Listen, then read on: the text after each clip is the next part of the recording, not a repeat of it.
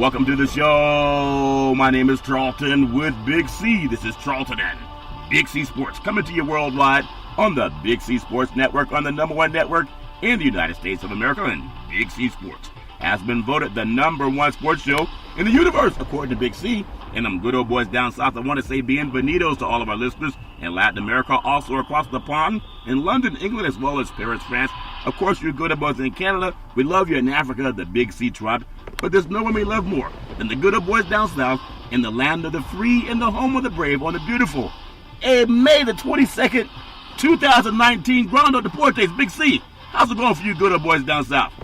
Charlton, everything's going on in sports down south. I mean, we got people skating into the Stanley Cup. We got people hitting home runs out of Major League ballparks.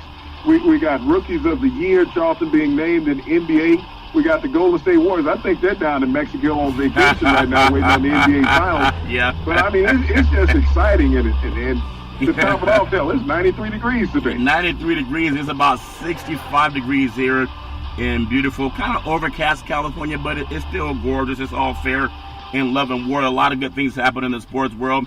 You know, you like some good old boys. I think this name is Kornheiser and Wilbon, I think is her name. And I heard the guy that I think they call Kornheiser talk about the universe is expanding. So I want to say congratulations to the universe expanding, as Kornheiser called it. Big C, we call it the universe as well. I love what's going on in NHL. This is maybe one of the most enjoyable finals for Stanley Cup, just because of how long it's been for St. Louis to get back. It's all great in love and war. I want to say today's show is sponsored by your Northern California Cadillac dealers, home of the all-new Cadillac Escalade, the standard of the world. And when you go by and test drive yours, tell them Charlton and Big C sent you, as well as a fleet of Cadillac cars. So as you mentioned, and I know there's different things going on in our country, and I love the fact that we talk about sports, but we just want to encourage more people to read. And we're about men and women and just being an advocate for people. Today is the 100-year anniversary of the women's right to vote in the United States of America. 100 years ago, Big C, that's really not a long time, your thoughts? Well, when you look at the totality of time that has been passed here in the United States, it's not. But when you talk about having the ability to vote and the willingness of vote, those are two different things, Charlton. Yeah. Well, when you're given an able right to exercise something in this country, but yet when you decide that you don't want to utilize it because you say, well, it doesn't matter what I say or do, it does. Yeah. But that comes from that part about reading, the lack of education, saying that what you do is not important. Every action that you take that's in a positive light is important in society. And I encourage even more and more women to get out and vote. When we look at the last midterm election, and we look at the number of women that were elected to office in record numbers into the Congress and Senate, Charlton. Yeah. That's because those women were prescient. They read, they prepared themselves for those political battles, Charlton, and they came out on top victorious. Yeah. To become the new wave of leaders in our country. And we need more of that. We need more female participation, Charlton, in everything. If women were more present in politics as they are wanting to be sports broadcasters, yes, then think about it. They took that enthusiasm and put it in leadership roles in our country. Well, that's amazing. And when you think about 100 years ago, this is the anniversary of it. It was called women's suffrage. It's really in the 1800s it started. Women were working in broad-based organizations, seeking economic and political clout as they sought and they fought for social justice and the right to vote, a lot like Black Lives Matter. And it was fought. It was met with resistance.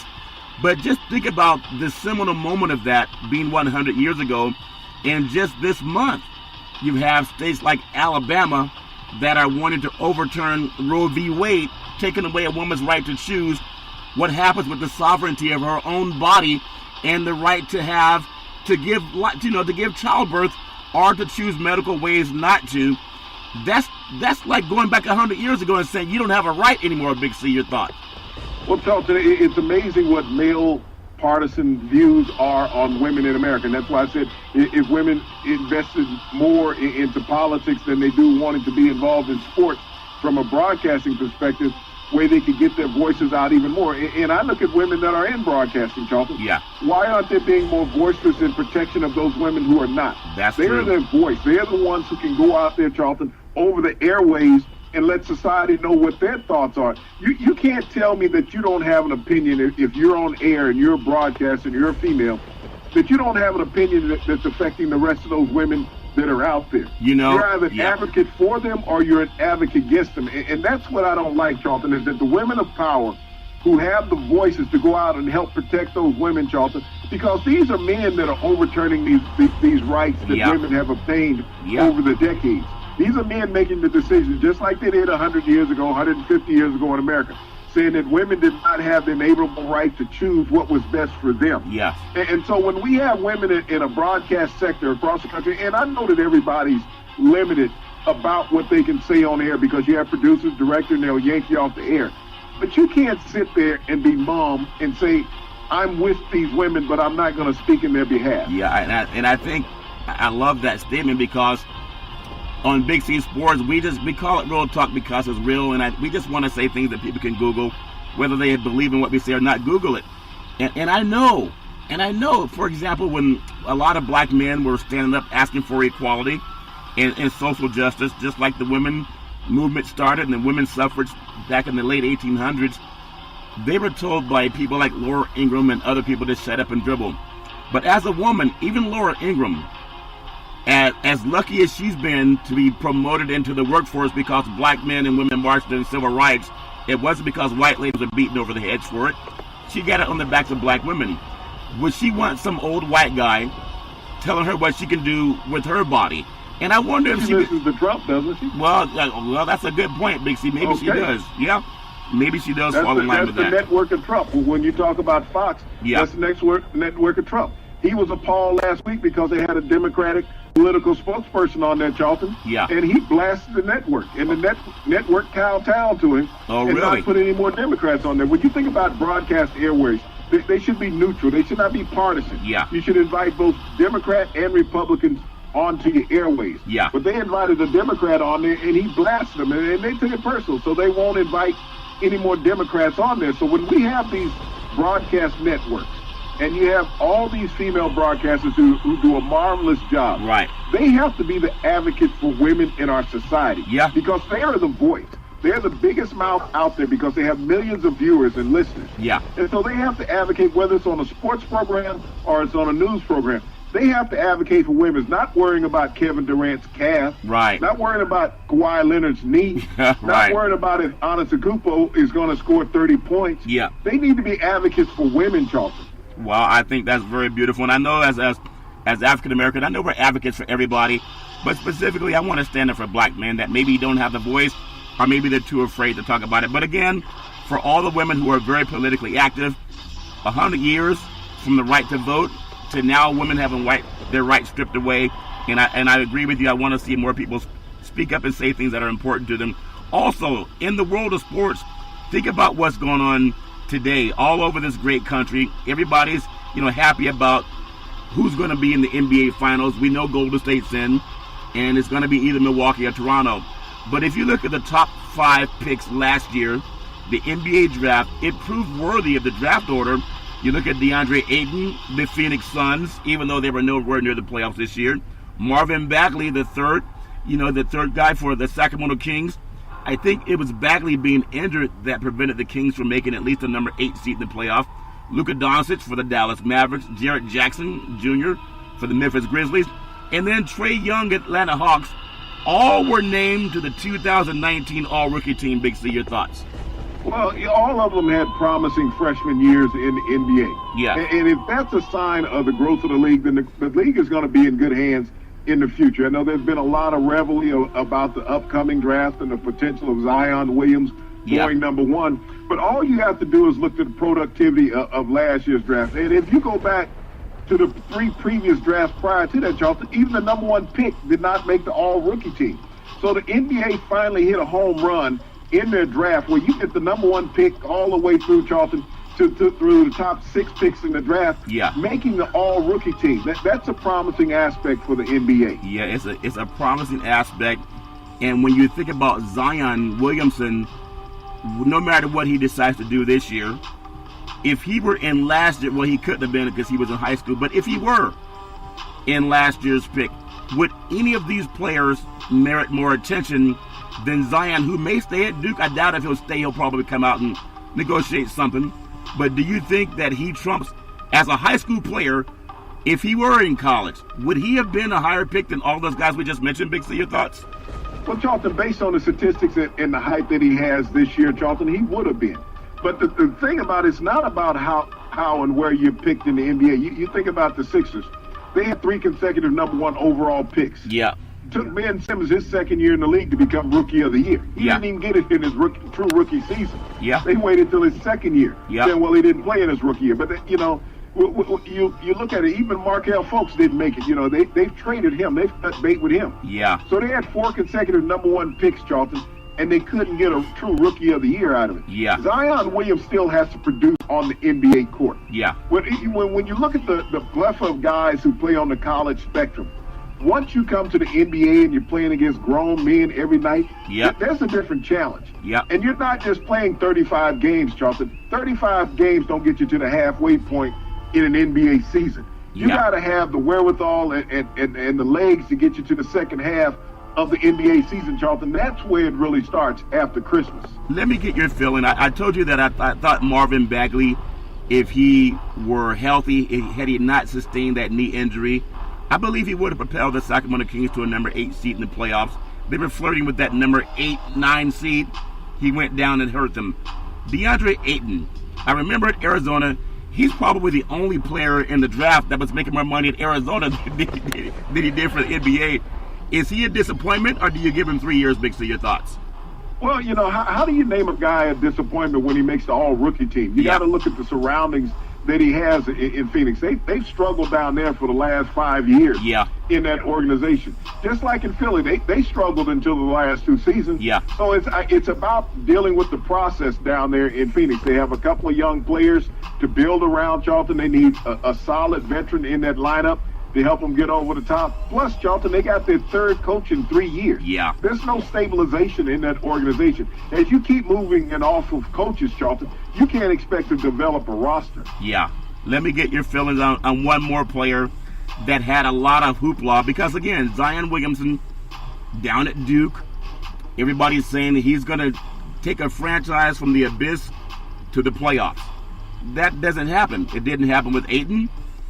It didn't happen with Bagley, but it could have. Luka Doncic, no. Jared Jackson Jr., no. Memphis Grizzlies, no. Trae Young, I think he's the most dynamic player of those rookies. Even though down there in Atlanta, they could also use rebuilding to trust the process. But of the players that we talked about, would Williamson be rated higher than those guys?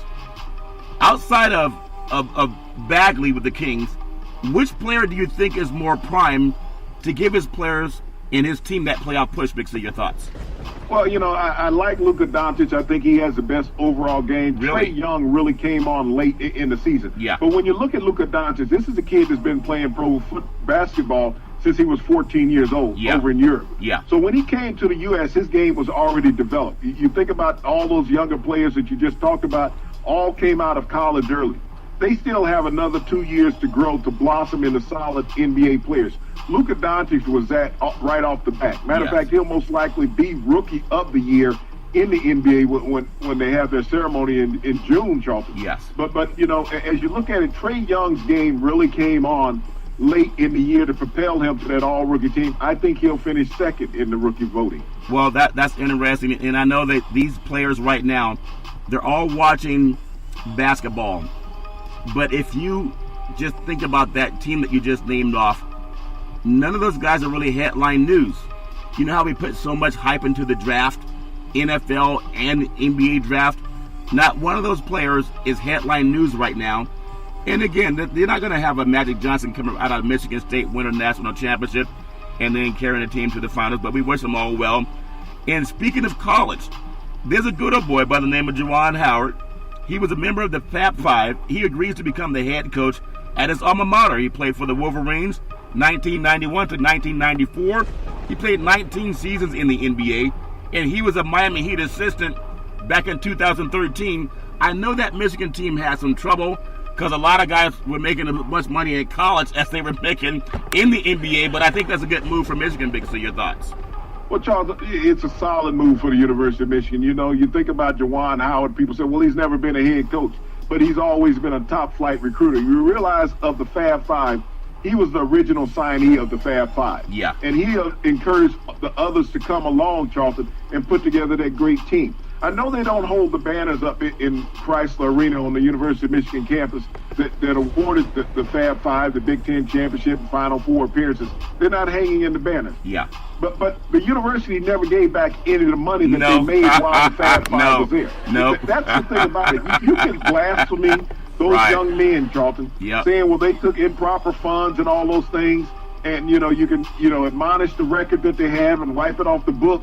But the University of Michigan wasn't salient enough to say, okay, we'll give the money back. Give the money back. If the players were dirty, then the money's dirty. Yeah. So, they take what's good for them, and then they want to blast the players and take away the legacy that they brought to that university, Charlton. This was the first university that Nike really went all out on with uniforms and shoes. Yep. They became a marketing brand for college sports at that time. Yeah. So if you think about players being able to make money off their likenesses, they're going to have to go back and thank the Fab Five, Charlton, because they created that a couple decades ago.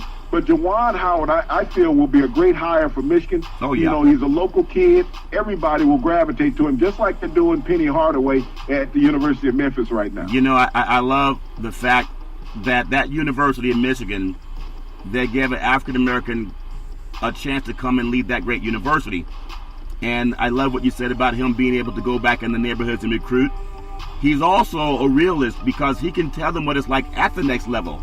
It's not about fun and games. It's a business. And you are disposable. So you got to know what's going on if you're going to make that level and declare early. Also, I think another caveat for bringing him on is he could talk about the shenanigans of players that play for free unless they're getting some money. He could talk to them about the pitfalls of what can happen to your program firsthand, not by some book that he read. And I want to get your thoughts on, is that, sometimes they'll look in your past and hold that against you. Unless you're a Caucasian male, they'll let that slide. But if you look at that, is that also a reason that he's been with a team that was the most celebrated but also the most scandaled team at Michigan? Big C, your thoughts? Well, no, they brought him back in because they need him. But the NCAA right now is weighing the fact, Charlton, that let players make money off their likeness. There's a lot of coaches with drawback on that, saying, well, why are we here? Why they come here? Why don't they just go straight to the pros? They were doing that anyway, Charlton. Yeah. And why should some coach want to be mad at a player making some money? It's not going to take it out of his pocket. Right. You're out there making anywhere between $3 and $10 million a year as a football and basketball coach on the college level, and yet you don't want any players to make any money off their likeness. The first thing that the universities are going to do, Charlton, to squash that, if the NCAA allows that, is that you're going to stop seeing names on the back of the jersey. Yeah. That's what you're going to see. The NCAA will take the names off and say, well, that jersey belongs to the university, not to that player. He's just wearing a number. Isn't that His something? name is no longer on there, so they're going to try to take the marketing out of it with the players. When you look on college football campuses with football, basketball, baseball, the predominant sports, where players wear names on their backs, you'll see names eliminated off of uniforms. You look at the University of Indiana when Bobby Knight was coaching there, the players never had their name on there. Isaiah Thomas was synonymous with the number 11. Yeah. But that number 11 now has a name on it at the University of Indiana. They would change it and say, no, it's the university's number. Magic Johnson, when he was at Michigan State, his name was not on the back of that uniform at Michigan State. But now the players have their names on the back of the uniforms. And in the NCAA tournament, we saw that with everybody. Football, basketball, Charlton, that players had their names on the back of the jersey. If this rule is allowed by the NCAA, that players can make money off their likenesses, that will be the first things that universities do. They will take all the players' names off the back of their jersey. The question is, do you want it to be retroactive, Big C? Your thoughts? Well, how can you make anything retroactive? And that's why I brought up the name Isaiah Thomas. Yeah. Because his name now, that number now at Indiana, has his name across the back of it, of the player that's wearing it. Yeah. Isaiah did not have his name on the jersey during those championship runs with Bobby Knight. Yes. So all the universities would go back to that. Even the University of Alabama, they didn't always have names on the back of the jerseys on the football team. Clemson didn't either, Charlton. but it's become a new thing in college football. Yeah. And you think about USC out there on the West Coast. They didn't have names on the back of the jerseys during the heyday of John Robinson. Right. But now, Charlton, they do. So those names would come off of the jerseys. UCLA with John Wooden. Did anybody have a name on the back of the uniform? No, they did not. Well, it was hard. It's pretty hard to not know who Kareem or Lou Alcindor was back in the day, and also guys like Bill Walton. So they had it figured out, Big C. So Juwan Howard, congratulations. I think that's an excellent hire by the University of Michigan. We talked about Penny Hardaway going to Memphis, his alma mater. The great Patrick Ewing, Georgetown. Chris Mullins out of St. John's. You know how we talk about players coming out of high school and who's going to be a high school All-American, get into college, and it starts to get who's going to be a college All-American. We talk about Zion Williamson now. We talked about the All-Freshman team. Let me ask you this thought. Take Juwan Howard, take Penny Hardaway, the great Patrick Ewing, the great Chris Mullins, if they were still in college, knowing what kind of careers they had in college and in the NBA, would all of these guys be the first 4 picks over the guys we have now in Zion Williamson? Your thoughts? Well, Charlton, I think they would still fall in the draft orders that they were. Patrick Ewing was the number 1 overall pick. Penny Hardaway was the number 1 overall pick. Mullins, Howard, they were all first-round draft picks, Charlton. So when you think about those players and their legacies in the league, if you were a number 1 overall pick, I don't think your status would change because of what Patrick Ewing brought to the NBA. Amazing. At the time when he came in. There was a rebirth of the big man. Yeah. When you think about Penny Hardaway, he was a more electrifying Magic Johnson with a jump shot. Yeah. So he was part of the evolution of the game that we see now with the tall, lengthy guys handling the basketball. So their stature in the game would have not changed if the draft was being held today, Charlton, and they were still part of the draft. You know, when we talk about what players do and how they go from college to the pros, there's also a life after pros. That Fab Five team, I know that Jalen Rose is in television broadcast. Chris Webber does broadcast for TNT. Now you have, Howard being the coach for Michigan, just coming off the NBA staff. And I'm sure I know there's another player, but not as ballyhooed. Jimmy Jackson, but he's not a TV guy. He's not as successful in media as those guys. But isn't that amazing? Out of that starting 5, Weber's covering NBA. Howard's he has been working at NBA. Rose covers NBA. That's 3 players that were highly ballyhooed players that are all succeeding in the pro levels in media. Big C, your thoughts? Well, think about the 2 guys that are not broadcasting, Charlton. If Juwan Howard brought those 2 players onto his staff, Jimmy Jackson, and I'm trying to, the other player eludes me at the moment. Yeah. But if he brought those 2 former teammates onto his staff and made them assistant coaches, yeah. Think about how great that would go in the Detroit metro area as far as recruiting, Charlton. Just the overall state of Michigan. Yep. In the Midwest up there. Yep. That you have guys that have been with the program that can walk you not only through the program, but through the annals of the University of Michigan, what to expect, the pitfalls, the uplifting parts that you'll have. Yeah. As a college athlete, as a college student, and even preparation, if you might make it to the NBA. You talk about a mentorship program that Michigan would have, but they would have instant credibility if they allow Howard to hire his old teammates as assistant coaches. I think that'd be great. I want to get onto something also because you piqued my interest. And I know we alluded to it before in many shows, but it's always been okay for coaches to leave a program whenever they want without backlash, and the players have to stay. And we talk about paying some money. And I hope, unlike Coach Krzyzewski that has so much respect, and Boeheim and all the great coaches in college sports now, they still don't advocate for players to make money. I would hope that Howard, because he was around guys that got paid in college, I would hope that he would sound that whistle to say we need to have that conversation. I know Billis has talked about it before, not paying players is an antitrust violation. But if we have more players who got paid under the table, now in the head coaching position, they're in the perfect position to advocate for that, Big C, just like in the women's movement 100 years ago. Your thoughts? Yes and no, Charlton, but mainly no in that, because there's a thing called a contract, Charlton. Yeah. There's lettering in a contract that limits what you can and cannot say as far as in the media and what you can advocate. You have conduct rules in a contract, whether you're a collegiate or you're a professional in those contracts. And so as far as what he can come out publicly and state, there's going to be language in his contract with the University of Michigan that's not going to allow him to talk about the Fab Five when he was there and the things that occurred with the Fab Five. Because like I said, the University of Michigan is not going to get back the millions of dollars that they got. No. But they don't want Juwan Howard coming out there saying things about the Fab Five and how the university turned their back on them over a decade ago and stripped everything that the Fab Five represented.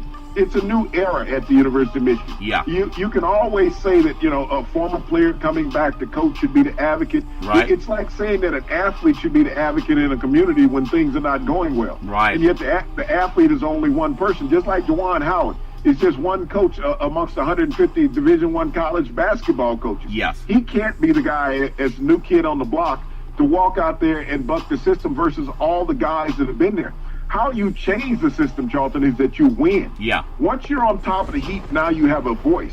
Until you win, you really don't have a word to say in this scenario because the status quo has been the coaches that have always been there that have not paid the players and have not been advocates for the players getting paid. Let's think about even in college, and also you can look at college basketball and football. Primarily, those are the two that pay people.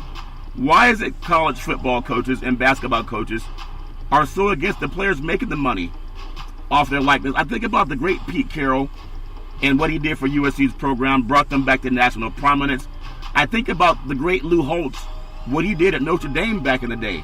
Bo Schembechler, what he did for the Michigan Wolverines. Woody Hayes for the Ohio State Buckeyes. And you can think about the Paul Bear Bryant, Alabama Crimson Tide lady, Nick Saban, making more money than all them good old boys. They know some of their players are getting what happened with the Fabulous Five. Guys are getting paid. Why have they never advocated? And I disagree when you said that Howard would not be the right guy to do it. I think this nouveau riche players are the right guys to do it because they're not part of that old status quo. Big C, your thoughts? Well, like I said, the reason why he's not the right guy to do it because he has a contractual obligation of what he can and cannot say. Yeah. He's a very intelligent, prescient guy. And if he put it in writing that you can't say these things because you can be fired with cause at that point. Yeah. And he's not wanting to give up his job. He just signed a 5 or 6 year deal with the University of Michigan. He wants to be able to establish himself. Yeah. Once he gets some tenure, then he can come out and speak. But he's not going to lose his job with cause, Charlton, because the language in his contract. And when you walk in and those coaches that you named out, Charlton, they have no problem getting pay increases. Right. And every one of those coaches that you talked about has had no problem in leaving a program, walking out on a program for more money, Charlton. Yeah. But as you look at these coaches now, they have a problem with this thing called transfer portal that all the players are getting into when they're not happy with a situation at a university, and they're fighting against the eligibility of these players being able to go and play immediately. Nick Saban did it last year when he had a defensive back that had graduated. They wanted to transfer back to his home state in Georgia and play for the University of Georgia. Yeah, the Nick Bulldogs. wanted to block that because he didn't want this player to go play within the conference. He said, well, he can go play wherever he wants, but he just can't play within the conference. Right. You think about the small-mindedness of a guy who's making $9 million a year to say he doesn't want a black player to go play for a certain university. Yeah. That's the slave mentality that these coaches have operated with. Now, if you don't want to have a player play for a certain university because you don't like that university, you're definitely not going to advocate for those players to get any money. And that's been status quo for these coaches. Whenever one of these coaches want to leave a program, say, well, I'm bettering myself financially and for my family, I'm leaving you. But the thing about it, when a program has been put on suspension and they've taken away victories from these programs and these coaches get fired and these coaches go to another university and get a job and they're coaching right away. But yet that university is left with 3 to 4 to 5 years of sanctions on it where they can't participate in tournaments, bowl games, and recruits no longer want to go. Why does the coach get the free pass? They're going to sit there and say, well, the coach knew nothing about the players getting payment, such as the Fab Five. Wow. You know, that coach had to leave, Charlton. He ended up out on the West Coast at Arizona State. Lou Henson. He ended up at Arizona State. So as we look at that, how you want to punish the players, Charlton, the white coaches are getting a pass. They said, well, the black players should have been more intelligent not to take the money. They should have just sit in their room and eat some hot ramen and popcorn while the coach was having filet mignon, you know, on his patio out on his lake deck. That's what they say. So as you look at Juwan Howard saying he should be the spokesperson, no, he shouldn't be the sacrificial lamb. You should take these coaches with tenure. Yeah. You take the top 10 highest paid coaches in college basketball. Why can't they be the spokespersons for that? Yeah, that makes sense. It's going to have to happen someplace. And we hope that by talking about it, just like the women's suffrage and 100 years since having the right to vote, we hope that we can talk about it and make things happen. What we're going to do is come up on what we call the Big C pause. We'll take a Big C pause and come right back in just a moment.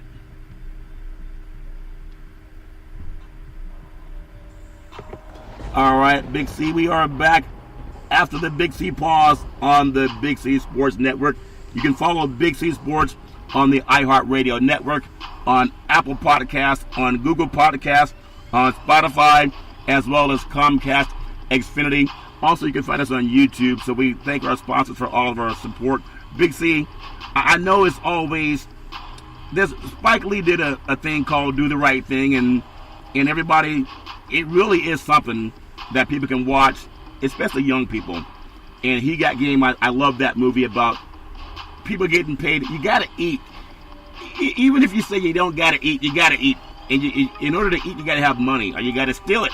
So we want to get people to have the money. Let's not talk about James on the program. Well, I don't want to mention it. He walk out the store without. Hey, he was hungry. He was hungry. He said all the money he's making for Florida State coaches, they could have given us some money. He was maybe picking up crab legs like his coaches did. They got stuff for free. He thought he was one of them, Big C. So again, I just want to close out on this thought because I think it's important. Because as more men of color get put in positions of power, if they become quiet like the white guys, then how are they going to advocate for anybody if you become one of them? Why is it going to be, what's it going to take for programs that put players, they get sanctioned. They put players on a probation or whatever they do, but they allow some to participate in the bowl game, and then coaches can keep going like nothing ever happened. Why not suspend coaches for that same period of time, Big C? Your thoughts? Well, they should be, but they don't, Charlton, because when you look at the mainstay of the coaches, you look at the coaching committee. In major college football, I believe it's 12 or 16 African-American head coaches. Yeah. In major college football. So they're not going to be on any of the committees, Charlton, yeah, as far as rule enhancement or change. So they're not going to be able to vote against that, Charlton. Well, but, it comes down to the presidents of the universities. Yep. And the NCAA, Mark Emmert's making that rule. It's very easy. If you can sanction and discipline a player, you can sanction and discipline a coach. Yeah. But you don't want to, deal with the good old boys network. We want to allow them the ability to keep going out there earning a living, getting fired in one job, going to the next job, yeah, leaving, walking out on universities. Arkansas, when they fired Bobby Petrino, he ends up back in Louisville, Charlton. You see these things, and you get fired for egregious acts.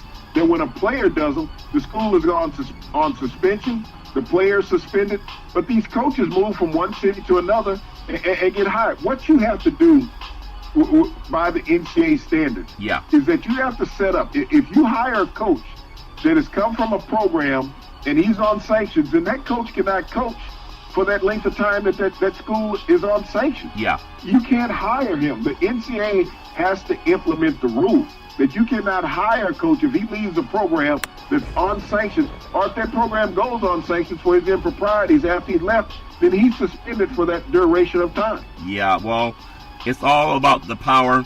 Just like the 100 years ago when women had the right, they fought for it. It's not like it was given to them. And again, athletes have to band together somehow, and it's always a struggle at times. But I want to just make that transition to the professional level, the NBA. I know there's an article in the Wall Street Journal that talked about the Golden State Warriors would not be a dynasty if they did not have Steph Curry, Klay Thompson, Andre Iguodala, then also Draymond Green and Kevin Durant. Well, that's a no-brainer. They would be a dynasty for any team, Big C. Your thoughts? Well, you said that was in the Wall Street Journal? Yeah, Wall Street Journal. Out of New York City. Maybe they should just stick to the stock market, okay? Yeah. That's their expertise. Is the stock market and not sports. That's all you can say on that article. Yeah. Well, ironically, all of these guys are probably their own Wall Street version of a small bank because of their success. And I want to just make this transition because a guy like Howard again, and congratulations on the job at Michigan. When you mention guys like Kevin Durant, Draymond Green, you have Andre Iguodala, which was an all-star that took an ancillary role with Golden State, Klay Thompson, Steph Curry, even if you bring in Boogie Cousins, it's amazing how the people can be in one place today, in another place tomorrow.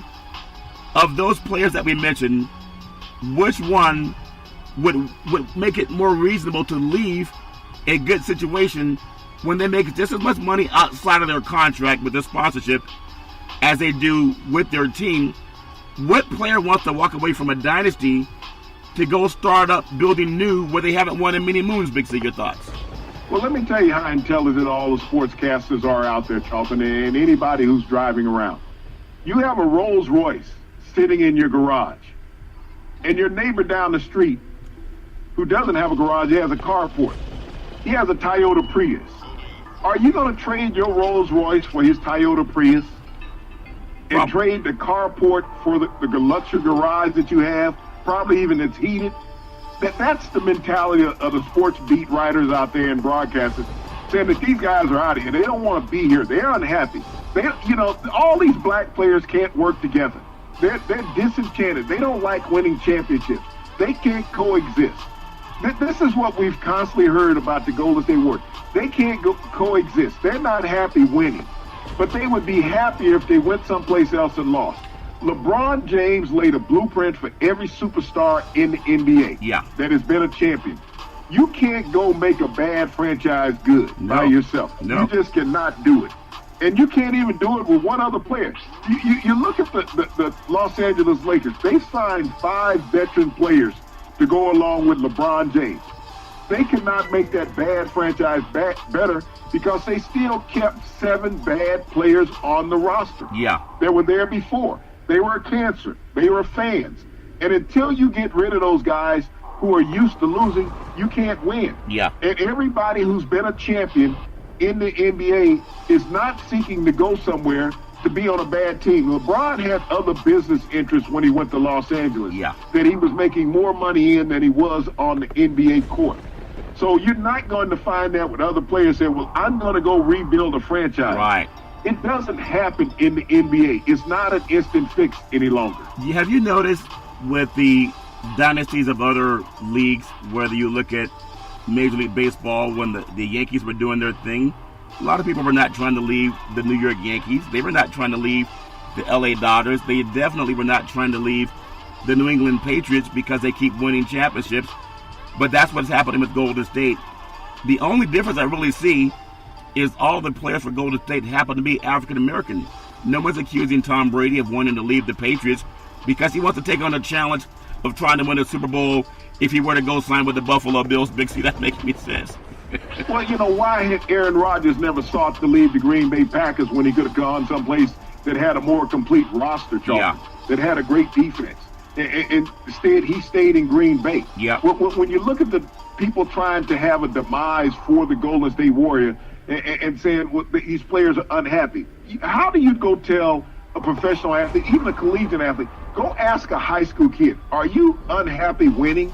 If you look at the top high school programs around this country, and we do a lot of football, they have these academies now that recruit kids, that the best kids want to go to because they have a winning legacy. You got a school out there in your area, I think it's De La Salle. Out of the Bay Area. That's a private high school. Do you see anybody transferring out of that private high school to go to one of the losing schools in their conference? No, they don't. They leave out of those schools to go there. You got IMG Academy in Florida, Charlton. You got St. Thomas Aquinas in Florida. The kids transfer in so that they could win. Modern day in Santa Ana, Southern California. Modern day, same thing. I mean, look at college football and basketball programs, Charlton. Why do kids keep going to Duke? Because you're guaranteed of making the tournament in the East, okay? Why do kids keep going to Gonzaga, this little tiny school out there in Spokane, Washington? Because Mark Few has made 21 straight appearances in the NCAA tournament. You're guaranteed to be in the tournament. Mark Few can recruit better than the University of Texas can. University of Texas is one of the largest organizations in the United States. Penn State can't get a nod compared to North Carolina. Okay? So when you look at schools, Charlton, that have a legacy of winning, you think about how prominent UNLV was when Jerry Tarkanian was there. They can't recruit now because Tark is not there taking them to the tournament. UCLA, the flagship program on the West Coast, They can't even get a coach. No. And so no one goes there. You're going to say, okay, we're going to go there just because of the name. No, you go someplace because of their winning. Right. And when you look at all of the college football, Clemson, constantly top recruiting class. Alabama, constantly top recruiting classes. Ohio State, constantly top recruiting classes. Notre Dame, constantly top recruiting classes. Yep. Why? Because they win. Because just like they win. in the NBA. Yeah. When you look at free agency, it's not new, Charlton.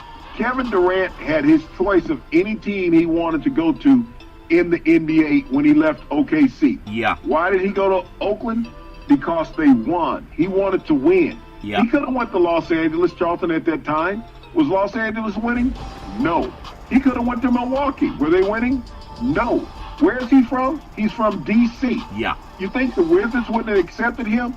He didn't want to go to the Wizards. He didn't want that burden of being on a losing franchise. Right. So why all of a sudden does he want to go to a franchise now that loses? And it's amazing how people say, well, he could take the Knicks and bring him to the top. When he played at OKC, and of course he was drafted when they were up in Seattle, but played at OKC, they already had Harden on the team. And Westbrook. They had Harden, they had Serge Ibaka, they had Russell Westbrook. Yeah. They had Steven Adams, they Yeah. had Kendrick Perkins. They had an all-star lineup. team. Kendrick Perkins had a championship ring from Boston. Yeah. They had players, Charlton, but they did not have the players to win. Right. They didn't have management that wanted to win, that was committed. The management let James Harden go over $2 million, Charlton. Crazy. That was the difference of keeping James Harden in OKC was $2 million. That's Kevin crazy. Durant saw that they were not committed to winning, so when he had an opportunity to opt out, he left also. Yeah. And you know what's funny when you say that, Big C? The past often can repeat itself. That's why they say we got to know our history. The man already played with some great players, but they didn't have a championship to show for it. It doesn't make sense that you would leave a good situation for a bad situation. He upgraded, Charlton, as you Yeah. just said. He played with all. What type of player is James Harden? He's a perennial all-star, two-time back-to-back scoring champ Yeah. in the NBA. Russell Westbrook, back-to-back triple-double seasons in the NBA. Yeah. Paul George wasn't there at the time. But Serge Ibaka's in the Eastern Conference Finals in Toronto. Yeah. So when you think about being around an all-star caliber team that he was at OKC, what did Kevin Durant do when he left OKC? He upgraded. Yeah. He didn't downgrade. Yeah. He upgraded. Yeah, that's so why true. would he want to downgrade? When LeBron James left Cleveland originally and went to Miami, what did he do? There's an upgrade. He upgraded. Yeah. He upgraded. He wasn't downgrading. He didn't say, okay, I'm going to go to an organization. He could have went to the New York Knicks at that time. Right. Think about it. LeBron James had an opportunity to go to the New York Knicks 8 years ago when he went to the Miami Heat. Yeah. He had an opportunity. Did LeBron James choose New York? No. He's the king. Think about it, the moniker, the king of New York. Yeah. That's what he would have been. He's like, no, I want to go where I can win. Pat Riley is a solid foundation. He wanted to go to an organization that had pedigree. Yeah. That was Pat Riley. He had won with the Lakers. He had already won with Miami with Shaq and Dwayne. And so he knew that Pat would put together the best array of talent to give them the best opportunity to win. That's where he wanted to go. There's nothing in New York. You got James Dolan, an owner that the players, Nobody other likes than him. getting a paycheck, don't give a damn about it. No, they don't like him. He doesn't care about them either. Speaking of winning, you look at Milwaukee, you look at Toronto, they're tied at 2. Last night's game was a sea change. You had Kawhi Leonard jumping around like Willis Reed, still doing his thing on a really 1.5 legs. I think they found a way to double team Giannis. And that backward spin move, they've seen that many times. Now they're going back to Milwaukee. It's the best of 3. For Milwaukee, they got to win 2 at home and they're in. Toronto just has to sneak one of those games because I don't think they're going to lose in Toronto. Given that, and you see how the bench players are stepping up, do you still have a feeling of which way this series is headed? Bixie, your thoughts? Charlton, I like the momentum of Toronto right now as you look at this series. They figured Giannis out. Yeah. You got to stop Giannis by the free throw line. You can't allow him to penetrate into the paint. That's where Giannis is his most devastating. Yeah. You want to force him to try to beat you from the outside. He does not have a stalwart outside shot, Charlton. He loves to get to the rim. This is the reason why he was second in the NBA in free throws this past season, is because he was allowed to get to the rim. If you look at how Toronto has set up their defense at the free throw line, 3 across, Charlton, to eliminate that dribble penetration by Giannis. Yeah. And it's been very effective in the last two games. I think what everybody saw from Milwaukee, especially with Lopez knocking down some shots in the second half, getting his 29 points, Yeah. he's gone back to being Lopez. Yeah. That's what he did. But when you got your 7-footers all outside the three-point arc, Charlton, trying to play small ball, that's where Milwaukee is playing into Toronto's hand. Toronto wants you to take those shots. They don't want you inside where you have a size advantage. And so Milwaukee and Budenholzer is playing into Toronto's hands. Nick Nurse has figured this out. You know what I like about Kawhi Leonard? When he was in Golden, when he was at San Antonio, he got injured at Golden State, but he doesn't make excuses. He's not a vocal guy. He's a quiet guy. But he doesn't make excuses about having a bad leg or a bad whatever.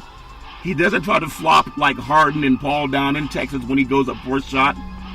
He uses every skill that he has to see the ball go in the basket, and his defense is off the hook. He's a quiet leader. Do you think he's elevated his status? I mean, the answer is probably yes. If they get to the NBA Finals, this would be his second franchise. Big C, your thoughts? I don't know if you can say he elevated his status. He's been an all-star, Charlton. He's been an NBA champion. He's been a finals MVP. So what more can he achieve? Yeah. What he is trying to do is get the young Toronto franchise. It's not a young franchise anymore. They've been around for 22 years in the NBA. Yeah. So he's trying to get this group of guys who have never been in this domain before to understand what it's all about. Yeah. And I think his mentorship role has served well in Toronto, is showing players how to get through rough spots. Yeah. This is what he's done. He and Serge Ibaka both have NBA final experience. Serge, when he was with OKC, when they lost that title to Miami, Charlton, and now that you're looking at Kawhi, who has been there. But this is a team, as you watch them follow Kawhi, is that they're looking for somebody to guide them. They didn't have the mental capacity as a total group to get over that hump. But I think in bringing in the veterans, when you brought in Gasol, that really helped. And you got Kawhi Leonard, who has been a stabilizing force all year long. I'm really impressed with the way he plays. I know you talk about ice. You good boys down south use ice for a lot of things, Big C. The St. Louis Blues, they capped off an incredible run toward the Stanley Cup. Late January the 2nd, I believe, they were in last place overall in the NHL. You think about that, last place overall in the NHL. They go up against the San Jose Sharks, which were the prop betting favorite team out of Las Vegas, and they knocked them off. So think about what they've done. Now a 5-1 win over the Sharks. They advanced to the Lord Stanley Cup Finals against the Boston Bruins. They played many moons ago. Give me your feeling. This is a series that people should watch. Big C, your thoughts? Well, it's going to be a long series, Charlton. You realize if this series goes 7 games, that it will last 3 weeks, because the NHL does not want to compete against the NBA. Yeah. So they won't play on opposing nights, Charlton. They will make sure that they're not in that same time frame. So they waited on the NBA schedule to be set before they kick off this series. Yeah. But, you got to feel for the St. Louis Blues. 49 years ago, they lost a heartbreaker in overtime, and Bobby Orr, with one of the most iconic shots in NHL history, scored against the St. Louis Blues defense. 22 years old. This is a team that has played outstanding defense, Charlton, since, as you talked about, January 2nd, when they were the last place team in NHL. When you look at what they've done in the playoffs, Charlton, stymieing all these great offenses in the 3 series that they have played to get to this magical point to chase Lord Stanley's Cup. This is going to be a marvelous series. You got the Boston Bruins that are well rested. And you think about it, Charlton. It's been 134 days since the city of Boston has won a championship. Wow, so they're right now in a drought, when you think about it. Yep, they're in a drought. Thirsty, trying to win again in Boston. Yeah, what a lucky city when it comes to the sports teams. Hey, but you earned it on the field, Big C. It is amazing. If you take the media slant, all of those players want to leave those winning franchises, Big C. As we look at baseball, I want to turn the page to baseball. 19-year-old pitcher, Carter Stewart. He's in an agreement with the Fukuoka Hawks from the Japanese Pacific League on a 6-year contract worth more than, I feel embarrassed saying this in today's numbers, $7 million, Big C. He's like, where's the other check? $7 million. It's a groundbreaking deal, though. He was drafted the first round, 8th overall by the Atlanta Braves in 2018, Big C? Your thoughts? Well, you think about it, Charlton, this is a high school kid Yeah. that is spurning Major League Baseball, saying, I don't want to be a part of your farm system. Right. I want to go play right now immediately. And you think about it, you're coming out of high school and you're given $7 million, Charlton. Yeah. That is a fantastic deal, but it's also a wave changer for the Major League Baseball on how they've handled business, lowballing players, especially players from South America that have come up in these organizations, and they're paying them the Major League minimum. Yeah. This is a kid that said, I'm not going to stand for that. I can go pitch in Japan for the next 6 years, and when I get done there, I'll be only 25 years old. Yeah. And I can enter into major leagues as a free agent. So if you think about if he goes to Japan and has some success, you think about Shohei Ohtani with the California Angels and the money that he got from the Angels last year to come over. This kid, Charlton, could be in the neighborhood of $250 to $350 million as a pitcher. I'll take if it. he has success over the next 6 years over in Japan. Yeah, I would take that $250 million, basically a lot less than Bryce Harper took. But think about performance. What happened to the once proud Baltimore Orioles? They achieved a dubious feat last night. You know, they gave up the 100th home run of the season in only 48 games. The previous record was 57 games by the Kansas City Royals. And you think about first baseman Chris Davis suffered through a 57 at-bat hitless streak. That was a once proud franchise. How many teams or how many players from the Houston Astros, the Boston Red Sox, the LA Dodgers are trying to leave to go build up Baltimore, like media saying Kevin Durant wants to leave and go build up the Knicks? Your thoughts? Well, Charlton, when you think about Baltimore, you think about Earl Weaver. Yeah. You think about Brooks Robinson, Frank Robinson, Blue Pyle. You know, you think about All-stars. You know, Palmer, the pitcher. Yeah. I mean, just a great heritage organization, Charlton, that was a flagship of American leagues in the 70s. Yeah. You know, multiple World Series appearances. And even Cal Ripken, baseball all-time Iron Man, Yep. playing with that once proud organization. And you see this organization fall on hard times. A beautiful ballpark up there in Camden Yards, Charlton. It sits right across the parking lot from the Orioles Stadium there in Baltimore. Not the Orioles, but the Ravens Stadium there in Baltimore. Yeah. But when you think about a franchise of futility, Charlton, as you said, you name players. When you looked at all those free agencies, Bryce Harper, you know, D.C. and Baltimore is a stone's throw away from each other, Yep. 35 miles down I-95. Yeah. He didn't try to go to Baltimore, Charlton. They offered him money. Yep. You haven't seen any. Manny Machado didn't want to go to Baltimore. He left Baltimore. Yeah. Okay? Because he wanted to go to a winning franchise. He left Baltimore and went to the Dodgers. He's helping turn around the Padres. Yeah. But, you know, you look at this in baseball. There are no white superstars looking to gang up and go down and play for Derek Jeter down in Miami. No. Okay? No, they're not. It's not happening.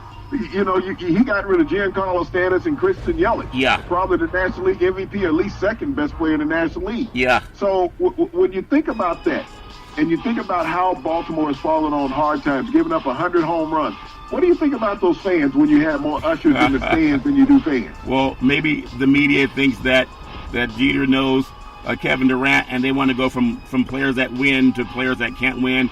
Tonight's Major League Baseball matchup, you have Colorado at Pittsburgh, New York Yankees at Baltimore, Boston at Toronto. What a great city Toronto really love. Downtown Toronto is a gorgeous city. And then you look at the Dodgers at Tampa Bay, Miami's at Detroit, Washington's at New York, Kansas City's at St. Louis, Philadelphia's at Chicago. You also have the White Sox at Houston, Minnesota, at the Angels of Anaheim, of Los Angeles, Atlanta at San Francisco, matchup game Cincinnati, Milwaukee, Oakland A's at Cleveland, Kansas City and St. Louis, Seattle at Texas and Arizona, San Diego. I want to close out today's show, Big C, on some talk about NFL, because NFL is really like a year-round business. And news from the West Coast, you talked about Nick Bosa, the guy with the N-word all over his Twitter pages, and he said it was his friend's Twitter page. You know, what good friends that you have that love using that word, Big C, especially around the same neighborhoods where you have the Say Hey Kid and Willie Mays. And the Niners said it's okay, but Kaepernick can't stay. He has a pulled hamstring. He pulled his hamstring. He can't play right now, Big C. Your thoughts? Well, Charlton, I mean, this is a guy that's been injury-prone his last 2 years in college. Yeah. And now you're coming up to the NFL where you're playing against grown men in practice every day, regardless of how yeah. great you were in college. We've seen many great alleged college players that have not been able to cut the mustard on the NFL stage, Charles. Yeah. And to be injury prone in college, it should have been a red flag for the organization. Oh, yeah. But your boys, Kiper and McShay, hyped him up so much. Yeah. Above players that were better and had better college pedigree Yeah. than Bosa. So the 49ers, you got to be aware of what you buy. Sometimes you got to take it out for a test drive. Yeah, take it out for a test drive. But if you're Jerry Jones, you've already test-driven Dak Prescott, and he hopes to extend his contract this offseason. You know, he's led the Cowboys to 2 playoffs in 3 seasons, even with Tony Romo. And Jerry Jones wanted Tony Romo, but he couldn't justify it because Prescott kept winning. But there's still some static on making him a max contract, and it doesn't make any sense. Nobody else has taken the Cowboys outside of Troy Aikman many moons ago to 2 playoffs in 3 seasons. Your thoughts? Well, Charlton, when you look at minority quarterbacks in the NFL, I mean, the Oakland Raiders had no problem giving Derek Carr, who was a second-round draft pick, $100+ million contract. $125 million. And he's fallen off the shelf since then, Charlton. Hasn't had a winning record since he's gotten his $100+ million contract. Nope. Your cousin in Minnesota, he was a 6th-round draft pick of the Washington Redskins. Yeah. The Vikings had no problem making him the highest-paid quarterback in the NFL at the time. No. When they gave him the $84 million guaranteed. Yeah. And the thing about it, he hadn't made the playoffs. He had not gone to the playoffs. Right. Derek Carr has not been back to the playoffs, but Dak Prescott's been to the playoffs 2 of the first 3 seasons. Yeah. And the Cowboys are having the audacity to say, well, he needs to work with them on the contract. Let him go. Let him go test the free agency water. He would not last the weekend on the free agency market. Yeah. They're either going to have to franchise him, Charlton, or make him one of the top 6 highest paid quarterbacks in the NFL. Yeah, and then you have Big Ben Roethlisberger coming out saying he should have been more of a leader when he had Le'Veon Bell, Antonio Brown, and we all agree Big Ben should have been more of a leader.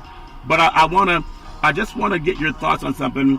I want to mention that, and it's something that's becoming more commonplace because a doctor's opinion has more credibility than someone who's not a doctor. But when players are saying that the league, NFL, is finally starting to give marijuana a look as an antidote to the opioids that they've pushed on players that we know has been medically proven to be addictive and harmful. Addictive painkillers.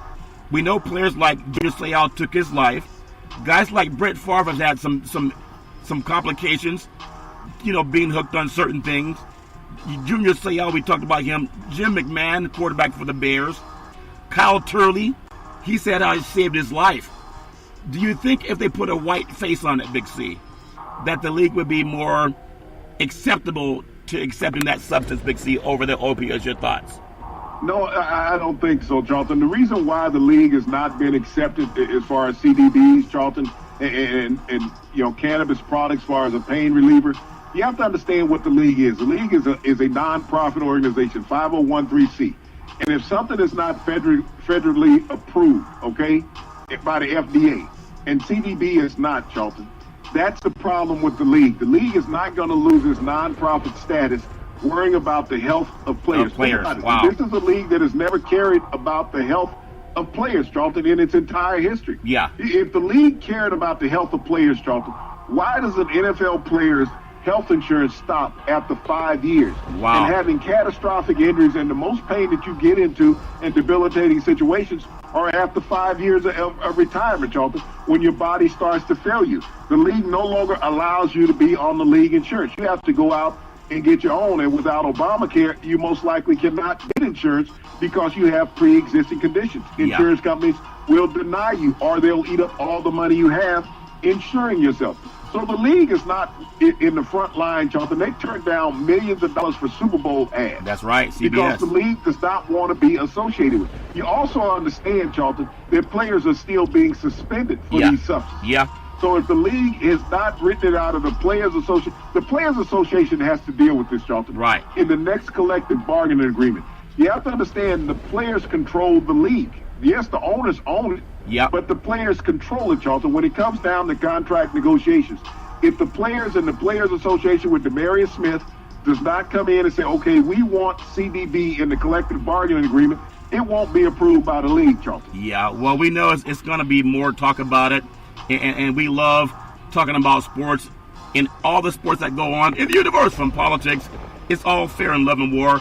I want to say you can follow Big C Sports every Monday through Friday at 5 and 6 p.m. worldwide on the iHeartRadio network, on Google Podcasts, Apple Podcasts, Spotify. You can also find us on Spreaker as well as YouTube. We love it on Xfinity Comcast as well on television. So thank you for your support. I want to just say, when you look at football conferences, the Bears are 4-1 to win their conference. You look at Los Angeles, they're 5-1. That would be the Rams. New Orleans 6-1. Green Bay 7-1. Minnesota's 8-1. Dallas 9-1. Seattle's 9-1, and then San Francisco's 9-1 coming out of Las Vegas. So we'll see how Las Vegas in prop betting ties into who wins their conference championship this year. Big C, back in the day, there was a man by the name of Drew Boudini Brown. He was known as Muhammad Ali's right-hand man, and he would always tell Ali, with all you got to use, how can you lose? Rumble, young men, rumble. Big C, what are you looking forward to in the sports universe? Charlton, it's hard to look forward to because there's no NHL playoff tonight. Right. There's no NBA playoff tonight. So I guess I'll have to resign myself to getting a six-pack and watching a baseball game. You're going to do some sit-ups tonight to watch the baseball game?